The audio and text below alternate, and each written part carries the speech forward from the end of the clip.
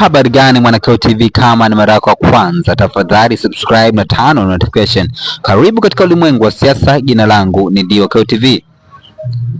Rais wa TLS Boniface Mwabukusi ameandika ujumbe mzito kwelikweli katika mtandao wa Twitter kuhusu ofisi ya msajili wa vyama vya kisiasa na asasi za kiraia, ambapo Boniface Mwabukusi ameandika ujumbe ufuatao. Anasema, nani mwenye hekima amemnyang'anye kalamu naibu msajili wa vyama vya siasa? Nani mwenye hekima amnyang'anye kalamu naibu msajili wa vyama vya kisiasa?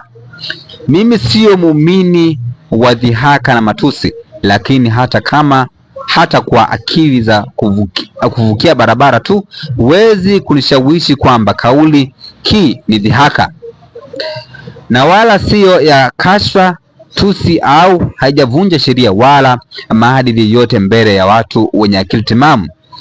Nimewashauri na ninarejea kushauri. Ile ofisi imeacha kazi zake za msingi na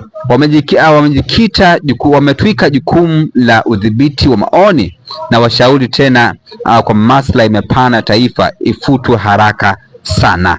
Mwisho kunukuu maneno ya rais wa TLS Boniface Mwabukusi. Nataka nikusomea ujumbe huu ambao Boniface Mwabukusi ameuambatanisha, ambao msajili wa vyama vya kisiasa aliwaandikia Chama cha Demokrasia na Maendeleo Chadema, na ilikuwa ni hoja namba 4. Akasema pia kuna video inaonyesha bwana Godbless EJ Lema, mjumbe wa kamati kuu taifa chama chenu, akiongea maneno ya kashfa na kukejeli katika mkutano wa hadhara ulioandaliwa na chama chenu, suala ambalo ni ukiukwaji wa kifungu cha 92 na 192F vya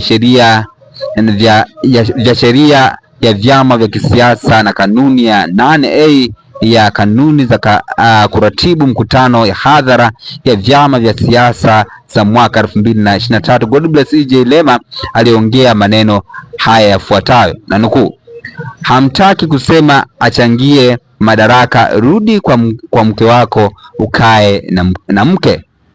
Hamtaki kusemwa achia madaraka, rudi kwa mke wako ukae na mkeo. Hayo ni maneno ambayo Godbless EJ Lema alizungumza mbele ya hadhara, ambapo msajili aliamua kumwandikia Godbless EJ Lema na kanukuu na maneno hayo ambayo anasema, hamtaki kusemwa achia madaraka, rudi kwa mke wako ukae na mke wako. Mwisho kunukuu hayo maneno ambayo Godbless EJ Lema alizungumza mbele ya umma, na ndipo rais wa TLS ameamua naye kusema kwamba hayo maneno hayana matusi aina yoyote. Una maoni gani kama Mwanakeo TV? Tafadhali shusha maoni yako katika sehemu ya comment section. Jina langu Mwanakeo TV. Kutana katika masuala ya kisiasa. Bye bye.